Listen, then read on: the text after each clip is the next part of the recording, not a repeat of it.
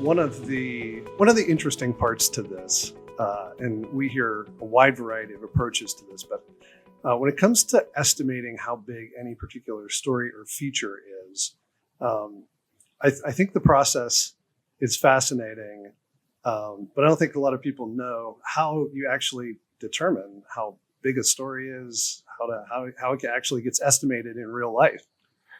Yeah, I mean, so I think one of the things I talked about earlier is how we break things down as we go, right? So the earlier you are in the development of a product, the more margin of error you're going to have in estimating, in the more unknowns there are. The more unknowns there are. Yeah. You just don't know. You haven't gotten into the detail level of everything yet. As you go, as we break that stuff down, that picture gets a lot more clear, right? So the key thing about estimating for us is it happens the whole time. Just because we don't know enough doesn't mean we can't estimate. We have to estimate. We have to do our best job to estimate what it's going to be throughout and refine that estimate as we go.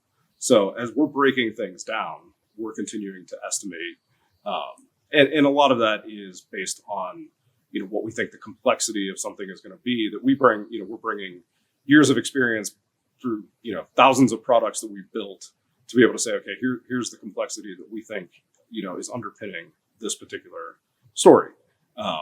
Who estimates the story? Is it the architect who has kind of laid out all the groundwork? Is it the engineer? How do you figure out what the right answer is? So again, I think there's different levels. Early on, it might just be an architect that's giving an estimate for kind of high level planning purposes. But when we get into the sprints, the team is estimating together.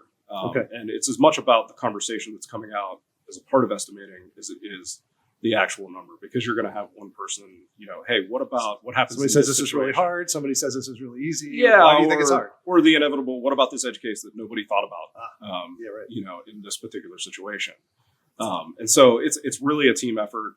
And we try to do that in a way that, everybody feels comfortable giving an estimate and one person's not persuading another person about what the number should be. Because really we're trying to get to the real answer and the why behind that so that we can have good discussions.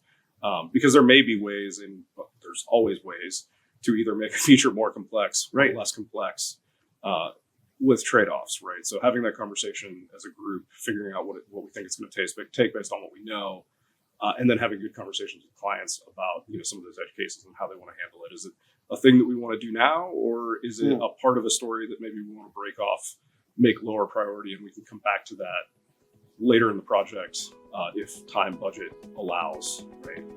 Maybe just not